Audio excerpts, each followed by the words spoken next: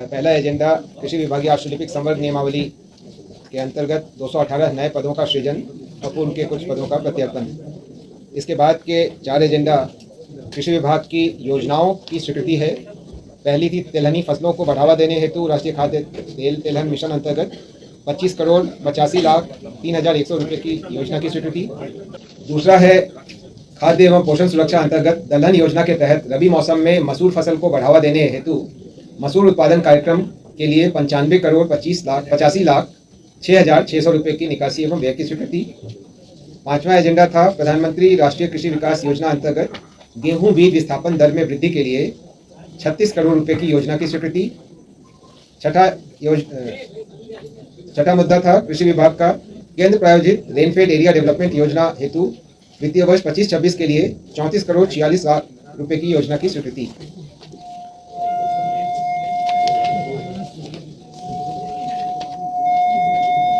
सातवां एजेंडा था राज्य योजना मद से उद्यानिक फसलों हेतु विशेष हस्तक्षेप के लिए वित्तीय वर्ष 25-26 में 38 करोड़ 26 लाख 60 हजार रुपये की स्वीकृति।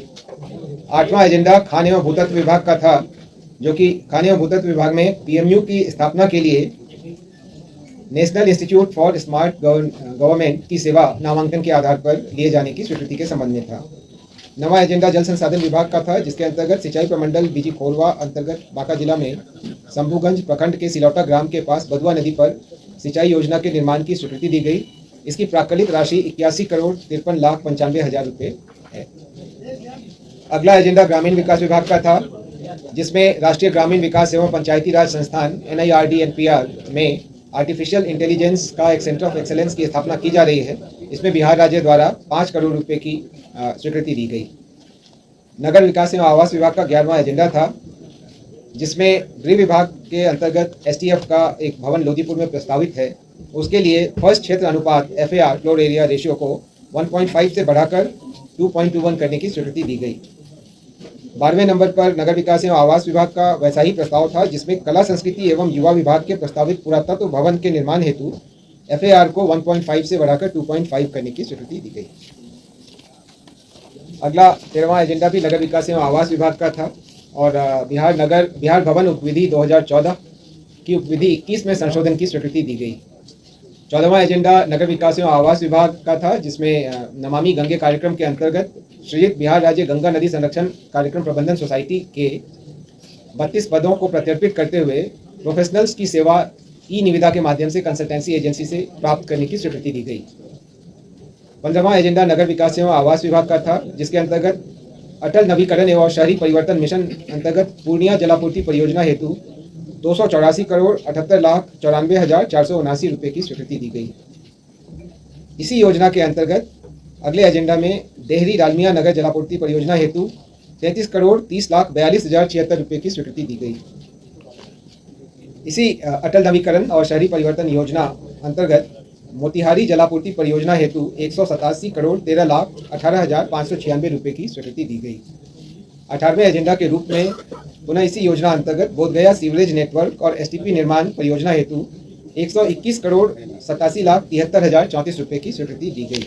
19वां एजेंडा नगर विकास एवं आवास विभाग का है, जिसमें औरंगाबाद जिला के ग्राम भखरुआ एवं तरारी को नगर परिषद दाऊदनगर में सम्मिलित करते हुए क्षेत्र विस्तार हेतु बिहार नगरपालिका अधिनियम की धारा 3, 4 एवं 8 के अंतर्गत अधिसूचना के अनुसार नगरपालिका क्षेत्र गठित करने के आशय की घोषणा करते हुए आपत्ति एवं सुझाव आमंत्रित किए जाने और निर्धारित अवधि में विचार योग्य आपत्ति प्राप्त नहीं होने पर धारा 6 के अंतर्गत नगरपालिका का क्षेत्र विस्तार की अधिसूचना निर्गत करने की स्वीकृति दी गई। 20वां एजेंडा पथ निर्माण विभाग का था। पथ निर्माण विभाग में संविदा के आधार पर तकनीकी कानूनी सलाहकार के एक पद के सृजन की स्वीकृति दी गई। 21वां एजेंडा भी पथ निर्माण विभाग का था, जिसमें अनुरक्षण एवं मरम्मति हेतु 400 करोड़ रुपए की राशि बिहार आकस्मिकता निधि से अग्रिम के तौर पर प्राप्त करने की स्वीकृति दी गई। इसकी प्रतिपूर्ति द्वितीय अनुपूरक आगमन से की जाएगी। 22वां एजेंडा भी पथ निर्माण विभाग का था, जिसके अंतर्गत श्री सुनील कुमार सिन्हा तत्कालीन सहायक अभियंता ग्राम्य अभियंत्रण संगठन सिमडेगा, जिन्हें पूर्व में CBI कांड में के आधार पर उनको बर्खास्त किया गया था, उस आदेश को रांची के में माननीय झारखंड उच्च न्यायालय द्वारा निरस्त कर दिए जाने के कारण उनकी बर्खास्तगी को वापस करते हुए उनको बर्खास्त किए जाने संबंधी आदेश को निरस्त किया गया। 23वां एजेंडा पथ निर्माण विभाग का ही है, जिसमें केंद्रीय सड़क और अवसंरचना निधि के अंतर्गत पथ प्रमंडल नवादा के अंतर्गत 11.6 किलोमीटर की लंबाई में पथ के चौड़ीकरण और मजबूतीकरण हेतु 43,62,71,000 रुपये की स्वीकृति दी गई। 24वां एजेंडा इसी योजना के अंतर्गत पथ प्रमंडल पूर्णिया अंतर्गत धमदाहा से कुंवारी पथ के 11.2 किलोमीटर लंबाई के सड़क की चौड़ीकरण एवं मजबूतीकरण के लिए 36,01,02,000 रुपये की प्रशासनिक स्वीकृति दी गई। क्रमांक 25 पर पथ निर्माण विभाग द्वारा इसी योजना अंतर्गत बक्सर प्रमंडल के अंतर्गत चौसा गोला से कोचस पथ के चेनेज 0 से 22 यानी कुल 22 किलोमीटर लंबाई के अंतर्गत मजबूतीकरण कार्य हेतु 112,58,28,000 रुपये की स्वीकृति दी गई। इसी योजना के अंतर्गत 26वें एजेंडा में भागलपुर के अंतर्गत भागलपुर हस्तिया पथ लोहिया ब्रिज से NH 80 बाईपास कुल लंबाई 3.7 किलोमीटर में 4 लेन निर्माण कार्य हेतु 50,17,38,000 रुपये की स्वीकृति दी गई। 27वां एजेंडा भी पथ निर्माण विभाग का है और यही केंद्रीय सड़क एवं अवसंरचना निधि अंतर्गत पथ प्रमंडल मोतिहारी के अंतर्गत नरीर गिर चंपापुर आदापुर पथ के किलोमीटर 0 से 6.95 एवं किलोमीटर 6.95 से 15 किलोमीटर तक चौड़ीकरण और मजबूतीकरण कार्य हेतु 57,41,13,000 रुपये की स्वीकृति दी गई। इसी योजना अंतर्गत पथ प्रमंडल छपरा के अंतर्गत दिगवारा भेल्दी अमनौर तरैया से सिमरी बांध के किलोमीटर 42 से 54 तक के चौड़ीकरण और मजबूतीकरण हेतु 48,68,51,000 की स्वीकृति दी गई। इसी योजना के अंतर्गत पथ प्रमंडल मधुबनी अंतर्गत राजनगर मोतीपुर खैरा पथ के 12.5 किलोमीटर लंबाई में चौड़ीकरण एवं मजबूतीकरण कार्य हेतु 73,37,73,000 रुपये की स्वीकृति दी गई।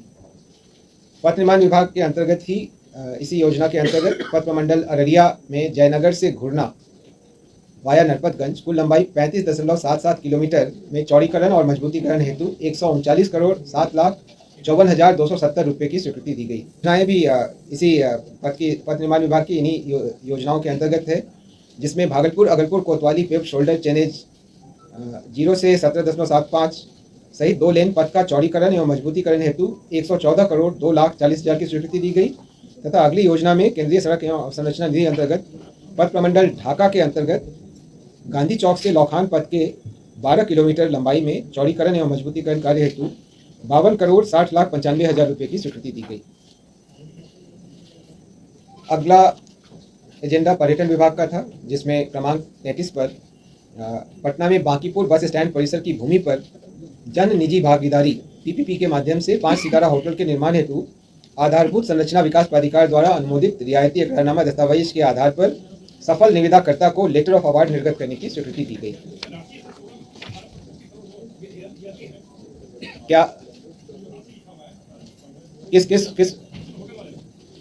पर्यटन का कह रहे हैं या वो रियायती इकरारनामा दस्तावेज में जो शर्त हैं उसके बारे में इसमें जिक्र है। इसका कुल रकबा 3.24 एकड़ है, जिसका पंजीकृत मूल्य 68,04,00,000 रुपये है। इस पर 9.5% की दर से ब्याज की गणना की जाएगी और 11 वर्षों में दस्तावेज की शर्तों के अनुरूप इसका भुगतान निवेशक द्वारा किया जाएगा। और वार्षिक अनुज्ञप्ति प्रीमियम ये वार्षिक 18,60,00,000 रुपये एवं रियायती इकरारनामा दस्तावेज की शर्तों के अनुरूप ईयरली लाइसेंस प्रीमियम के रूप में वार्षिक तौर पर किया जाएगा। ये होटल के वाणिज्यिक परिचालन प्रारंभ होने की तिथि अथवा इकरारनामा पर हस्ताक्षर होने की तिथि से 5 वर्ष पूरा होने की तिथि, इसमें जो भी पहले हो उसके बाद से देना होगा। ये चूँकि विभाग इसमें ज़्यादा विस्तार से बता सकता है। आप अगर विवरण चाहेंगे तो मैं विभाग से अनुरोध करूंगा कि इस पर एक अलग से प्रेस नोट रिलीज करें। इसको नोट कर लीजिए।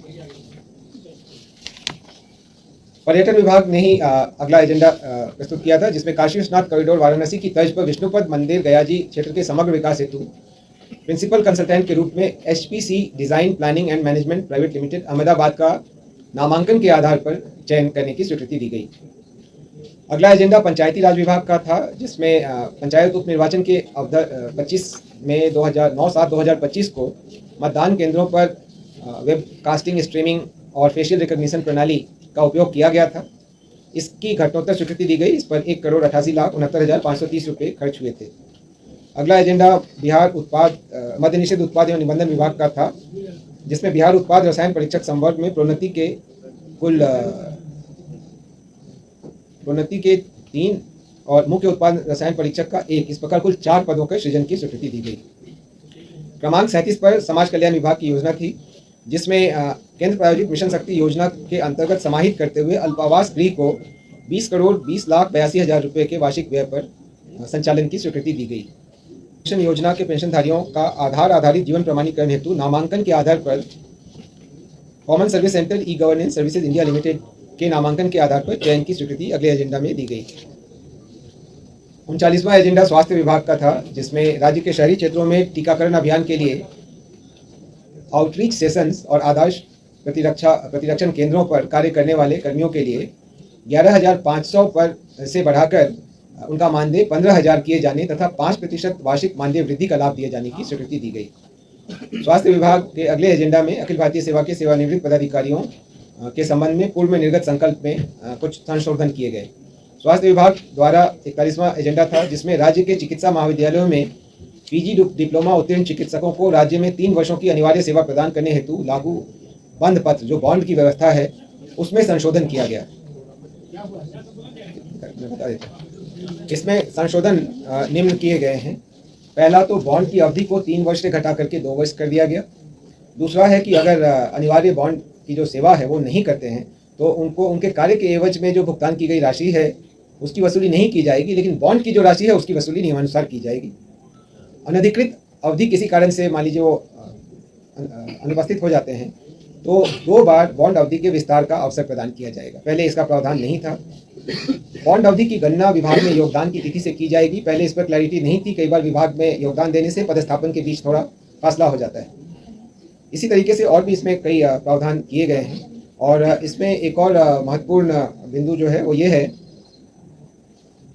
कि बिहार सरकार द्वारा वित्त पोषित या भारत सरकार द्वारा संचालित चिकित्सा संस्थान जैसे एम्स, IGMS, PGI या अन्य विशिष्ट महत्वपूर्ण चिकित्सा संस्थानों में सीनियर रेजिडेंट ट्यूटर के टेन्योर अवधि के लिए अति आवश्यक समझे जाने पर अनापत्ति प्रमाण पत्र इस शर्त के साथ दी जा सकेगी कि टेन्योर अवधि पूरी हो जाएगी तो उसके बाद आकर के वो इस अपना बॉन्ड आधारित सेवा पूरा करेंगे और इसके बारे में विभाग इस पर निर्णय लेगा। अभ्यर्थी इसमें कोई दावा नहीं कर सकेगा। लेकिन ये भी एक महत्वपूर्ण बिंदु रहता था कि जब वो यहाँ कार्य कर रहे हों, इसी बीच में किसी का एम्स वगैरह में हो गया लेकिन बॉन्ड के कारण वो नहीं जा पाते थे। तो ये सब इसमें कई महत्वपूर्ण परिवर्तन किए गए। शिक्षा विभाग का अगला एजेंडा था, जिसमें छात्रवृत्ति की दरों में वृद्धि के कारण 99,21,24,000 रुपये की स्वीकृति दी गई। छात्रवृत्ति 1,800 से बढ़ाकर 3,600 वार्षिक पुनर्निर्धारित की गई।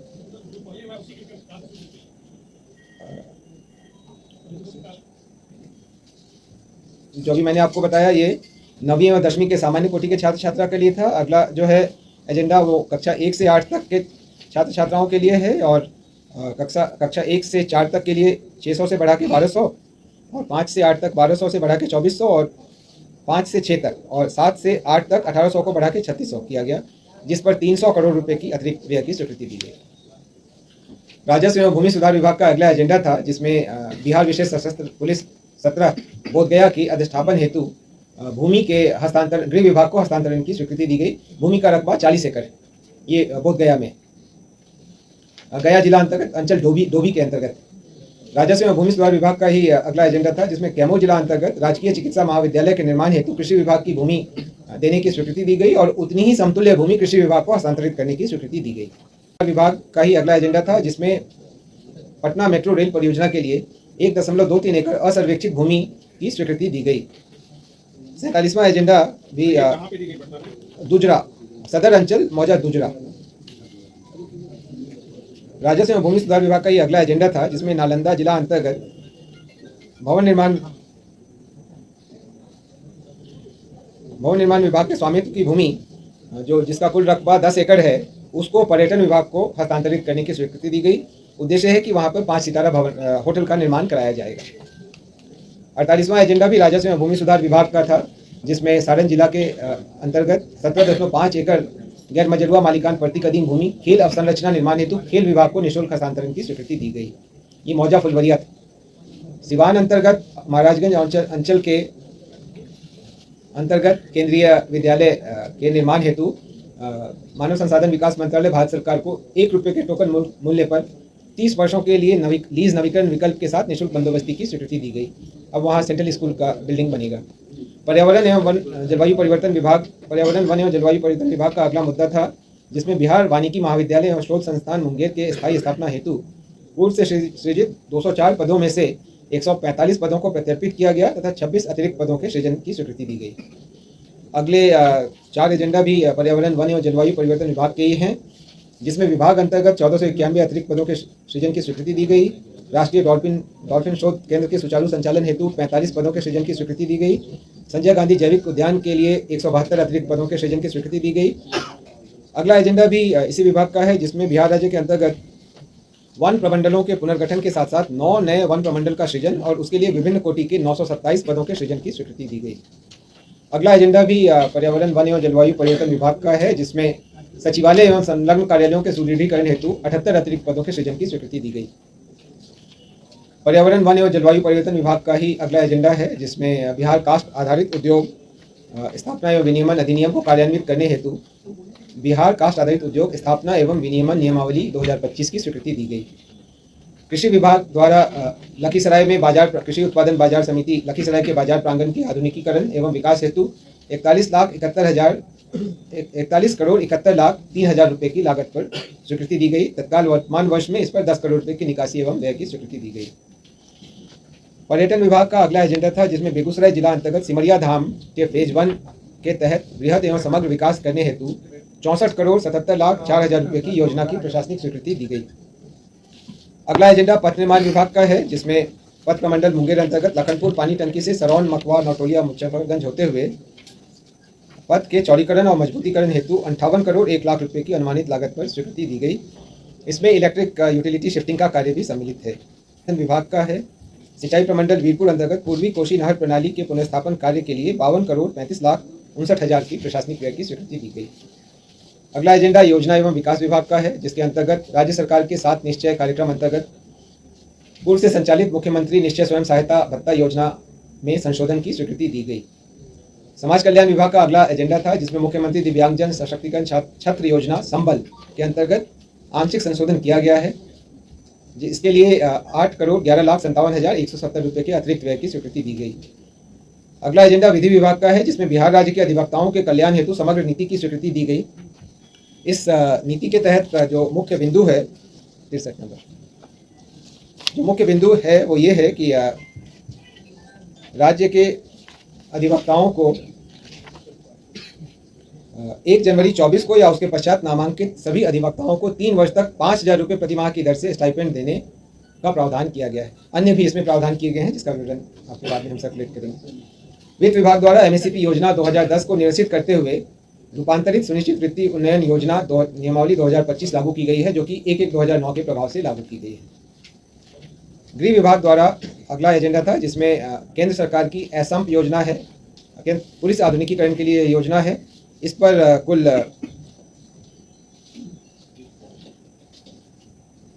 50 करोड़ 63 लाख की वार्षिक योजना की स्वीकृति तथा 15 करोड़ 28 लाख की पूरक योजना की स्वीकृति दी गई। गृह विभाग का ही अगला एजेंडा है, जिसमें 15वें वित्त आयोग की अनुशंसा पर राष्ट्रीय आपदा प्रतिक्रिया कोष से प्राप्त 340 करोड़ 90 लाख रुपए की अग्निशमन से संबंधित योजनाओं की स्वीकृति दी गई। गृह विभाग का ही अगला एजेंडा है, जिसमें ERSS जो डायल 112 है उसके अंतर्गत नए सर्वर के क्रय हेतु नामांकन के आधार पर या एकल स्रोत से अधिप्राप्ति की स्वीकृति दी गई। निर्वाचन विभाग का अगला एजेंडा था, जिसमें निर्वाचक निबंधन पदाधिकारी एवं सहायक निर्वाचक निबंधन पदाधिकारी का वार्षिक मानदेय निर्धारित किए जाने के कारण 122 करोड़ रुपए की बिहार आकस्मिकता निधि से अग्रिम की स्वीकृति दी गई। सामान्य प्रशासन विभाग का अगला एजेंडा था, जिसमें बिहार पदों एवं सेवाओं की रिक्तियों में आरक्षण अधिनियम 91 की पिछड़े वर्गों की सूची के क्रमांक 20 पर दर्ज कलवार एवं अन्य जातियों की स्थिति स्पष्ट रूप से दर्शाने के संबंध में स्वीकृति दी गई। इसमें कलवार के बाद ब्रैकेट लिखा हुआ था, उस ब्रैकेट को हटाकर कॉमा लगाया गया है। उससे चलते कुछ कन्फ्यूजन था, विभाग ने कहा कि इसमें उसको लेकर कन्फ्यूजन था, वहाँ कोष्टक नहीं होना चाहिए था, कॉमा ही होना चाहिए था। वो जहाँ था वहीं है, सिर्फ कॉमा लगाया गया वहाँ पे उसको स्पष्ट करने के लिए। अगला एजेंडा गृह विभाग का है, जिसमें भारतीय नागरिक सुरक्षा संहिता के अंतर्गत बिहार आपराधिक प्रक्रिया अभिरक्षा एवं संपत्ति का निस्तार नियमावली के गठन की स्वीकृति दी गई है। इसमें धारा 497 के 2 के अंतर्गत किस तरीके से प्रॉपर्टीज जो कि आपराधिक प्रक्रिया में संलग्न व्यक्तियों के रहे हैं उनको कैसे कॉन्फिस्केट किया जाएगा और कैसे उसका निस्तार किया जाएगा, उसकी पूरी प्रक्रिया निर्धारित की गई। अगला एजेंडा गृह विभाग का ही था, जिसमें साइबर इकाई को आर्थिक अपराध इकाई से अलग करते हुए एक सेपरेट वर्टिकल के रूप में इस्टेब्लिश करने की स्वीकृति दी गई है। पूर्व से जितने भी इसके लिए 23 नए पदों का सृजन किया गया और पूर्व से सृजित 321 पदों को कर्णांकित किया गया और 207 पदों को हस्तांतरित किया गया। ऐसा साइबर अपराध की संख्या को, बढ़ती हुई संख्या को देखते हुए यह निर्णय लिया गया। हम लोगों के निष्पादन में हमें बहुत मदद मिलेगी। अगला एजेंडा गृह विभाग का ही है, जिसमें अग्निशमन सेवाओं में बेहतरी हेतु महानिदेशक अग्निशमन सेवाएं के कार्यालय में 42 पदों के सृजन की स्वीकृति दी गई। अगला एजेंडा भी गृह विभाग का है, जिसमें भारतीय न्याय संहिता 2023 और भारतीय नागरिक सुरक्षा संहिता 2023 की धारा 23 में प्रावधानित दंड के क्रियान्वयन हेतु बिहार सामुदायिक सेवा नियमावली 2025 गठित किए जाने की स्वीकृति दी गई। आप अवगत हैं कि इस बार सामुदायिक सेवा का भी प्रावधान दंड के रूप में किया गया है, लेकिन इसे कैसे लागू किया जाएगा इसके बारे में स्पष्ट प्रावधान नहीं है। इसके लिए इसका गठन किया गया है। इस नियमावली पर माननीय उच्च न्यायालय की भी सहमति प्राप्त की गई। अगला एजेंडा अग्निशमन सेवा नियमावली के नियम 4 में निहित प्रावधान के अंतर्गत अग्निशमन सेवा के सुदृढ़ीकरण हेतु 2075 अतिरिक्त पदों के सृजन की स्वीकृति दी गई। उद्योग विभाग का अगला एजेंडा था, जिसमें वित्तीय प्रोत्साहन क्लियरेंस की स्वीकृति दी गई। यह messrs Shalimar pellet feeds limited औद्योगिक ग्रोथ सेंटर मरंगा जिला पूर्णिया को यह स्वीकृति दी गई। सूचना प्रौद्योगिकी विभाग द्वारा टीसीएस की सेवा 3 अतिरिक्त महीने के लिए लिए जाने के प्रस्ताव पर घटनोत्तर स्वीकृति दी गई। पटना मेट्रो रेल परियोजना अंतर्गत प्रायोरिटी कॉरिडोर के संचालन हेतु कुल 73 करोड़ 81,21,526 रुपये की स्वीकृति अगले एजेंडा में दी गई। 78वां एजेंडा राजस्व एवं भूमि सुधार विभाग का था, जिसमें भारतीय रेड क्रॉस सोसाइटी पटना के साथ भू की बंदोबस्ती के लिए स्टाम्प शुल्क का वहन राज्य सरकार द्वारा किए जाने की स्वीकृति दी गई। स्टाम्प शुल्क की राशि 1,50,93,750 रुपये है। 79वां एजेंडा नगर विकास एवं आवास विभाग का है, जिसमें बिहार नगरपालिका संपत्ति कर प्रोत्साहन ब्याज एवं शास्ती में छूट योजना 2025 की स्वीकृति दी गई। इसमें कई बिंदु हैं इस योजना में, और इससे उम्मीद है कि जो होल्डिंग टैक्स का कलेक्शन या अन्य जो कलेक्शन नगर विकास को करना है उसमें सहूलियत होगी और जितने नागरिक हैं उनको भी लाभ मिलेगा। सूचना और जनसंपर्क विभाग द्वारा पटना जिला के शहरी क्षेत्रों में प्रचार प्रसार के लिए आकस्मिकता निधि से 2,57,00,000 की स्वीकृति प्राप्त की गई। अगली एजेंडा में 81वां एजेंडा शिक्षा विभाग का है, जिसमें बिहार स्टूडेंट क्रेडिट कार्ड योजना की मार्गदर्शिका में संशोधन की स्वीकृति दी गई। शिक्षा विभाग का 82वां एजेंडा है, जिसमें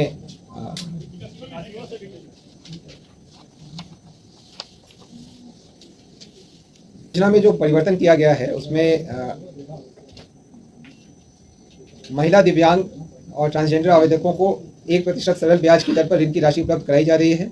अब सभी आवेदकों के लिए ब्याज रहित ऋण की राशि उपलब्ध कराई जाएगी तथा वैसे सभी आवेदक जो पूर्व से शिक्षा ऋण प्राप्त किए हैं अथवा प्राप्त ऋण राशि वापस कर रहे हैं, उन्हें शिक्षा ऋण की अधिशेष राशि वापस करनी, ब्याज रहित अधिशेष राशि वापस करनी।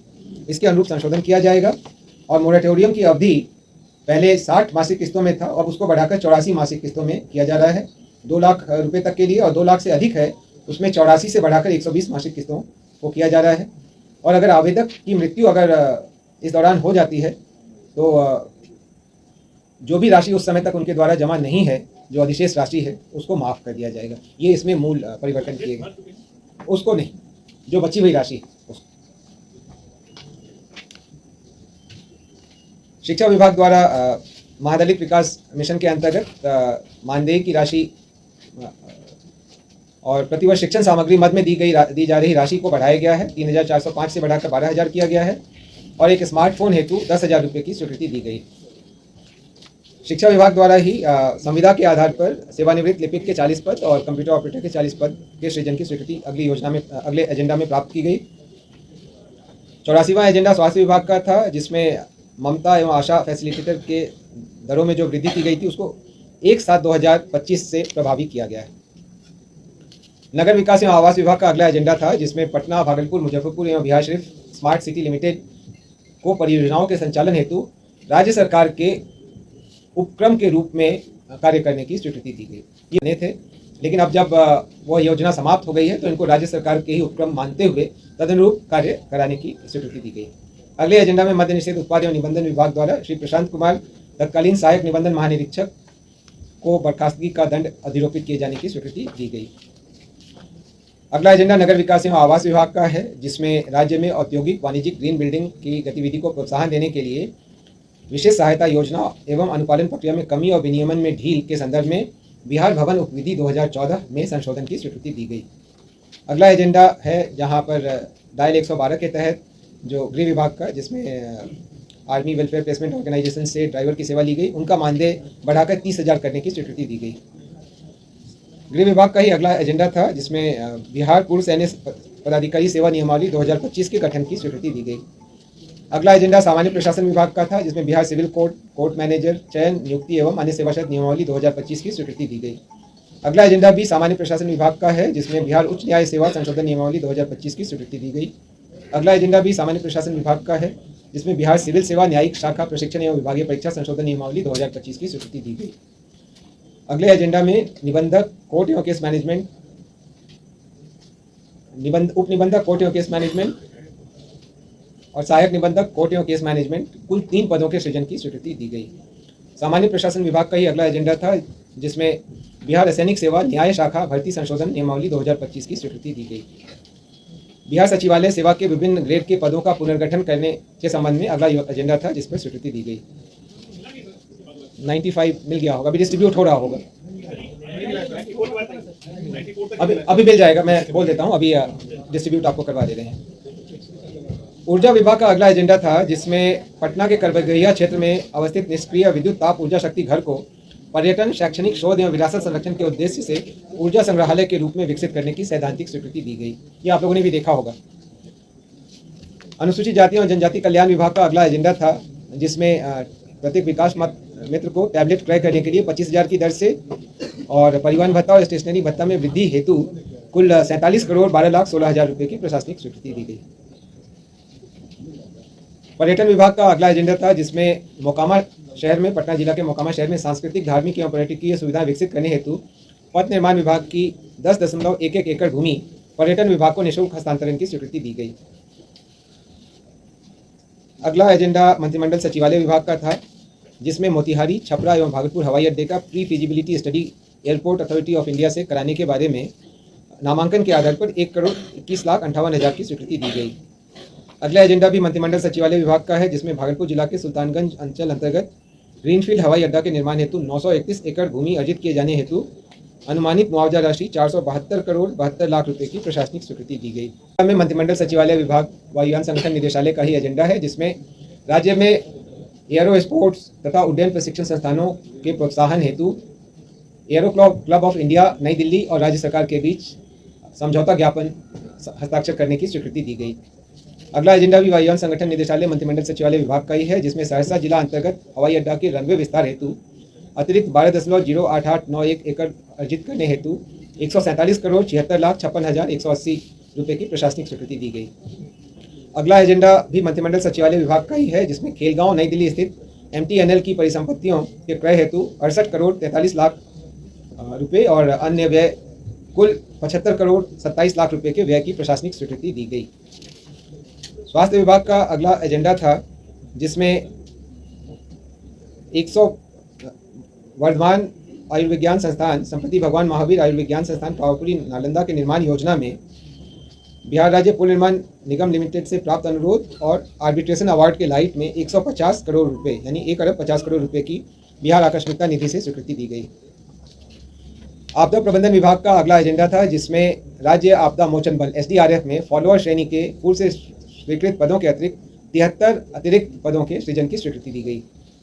पशुपालन एवं पशु एवं मत्स्य संसाधन विभाग का अगला एजेंडा था, जिसमें गव्य विकास निदेशालय अंतर्गत कुल 9 जिला में नए जिला गव्य विकास कार्यालय की स्थापना और कुल 72 नए पदों के सृजन की स्वीकृति दी गई, जिस पर अनुमानित व्यवहार 4 करोड़ 47,37,692 रुपये है।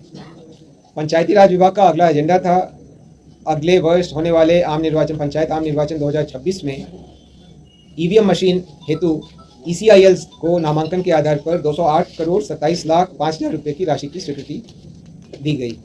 कला संस्कृति एवं युवा विभाग का अगला एजेंडा था, जिसमें संग्रहालय निदेशालय तथा अन्य राजकीय संग्रहालयों को सुचारू रूप से चलाने हेतु कुल 139 नए पदों का सृजन एवं पूर्व से सृजित 4 पदों के प्रत्यर्पण की स्वीकृति दी गई। अगला एजेंडा भी कला संस्कृति एवं युवा विभाग का ही है, जिसमें NCC के कैडेटों को शिविर एवं यात्रा के लिए दैनिक भत्ता के दरों में वृद्धि की गई है। और उनको AC 3 टायर में यात्रा करने की स्वीकृति दी गई। इस पर 22,51,521 रुपये का अतिरिक्त व्ययभार अनुमानित थे। ग्रामीण कार्य विभाग का अगला एजेंडा था, जिसमें मुख्यमंत्री ग्रामीण सड़क उन्नयन योजना के अंतर्गत निर्माण कार्य में अतिरिक्त राशि 250 करोड़ रुपए की बिहार आकस्मिकता निधि से अग्रिम की स्वीकृति दी गई है। विज्ञान प्रौद्योगिकी और तकनीकी शिक्षा विभाग का अगला एजेंडा था, जिसमें इंटर्नशिप नीति में संशोधन किए जाने की स्वीकृति दी गई।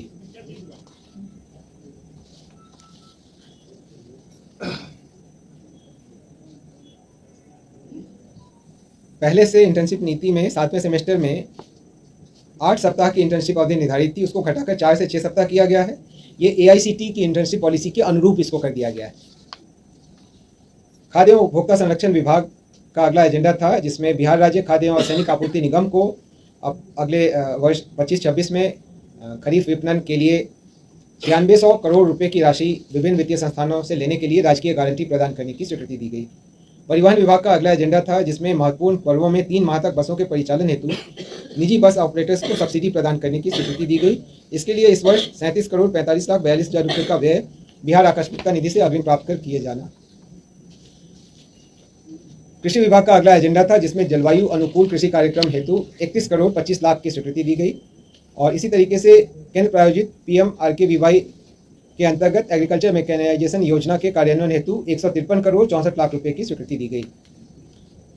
सामान्य प्रशासन विभाग का अगला एजेंडा था, जिसमें बिहार प्रशासनिक सेवा नियमावली 2025 के गठन की स्वीकृति दी गई।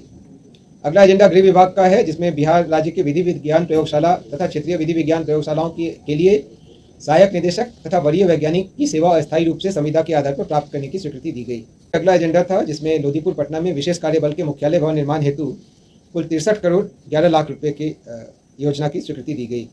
वित्त विभाग का अगला एजेंडा था, जिसमें सप्तम केंद्रीय पुनरीक्षित वेतन संरचना में वेतन अवधि पेंशन प्राप्त कर रहे राज्य सरकार के सेवकों पेंशन भोगियों को एक साथ 25 से महंगाई भत्ता 55 से बढ़ाकर 58% करने की स्वीकृति दी गई।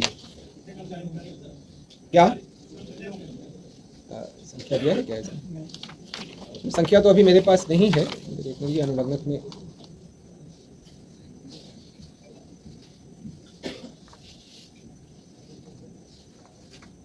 कुल 917 करोड़ रुपए का अतिरिक्त व्ययभार अनुमानित। 917 करोड़ रुपए का अतिरिक्त व्ययभार इस पर अनुमानित। 120वां एजेंडा है, जिसमें राष्ट्रीय स्वास्थ्य मिशन अंतर्गत सभी संविदागत कर्मियों के मानदेय में राज्य योजना से 10% प्रोत्साहन राशि की स्वीकृति दी गई।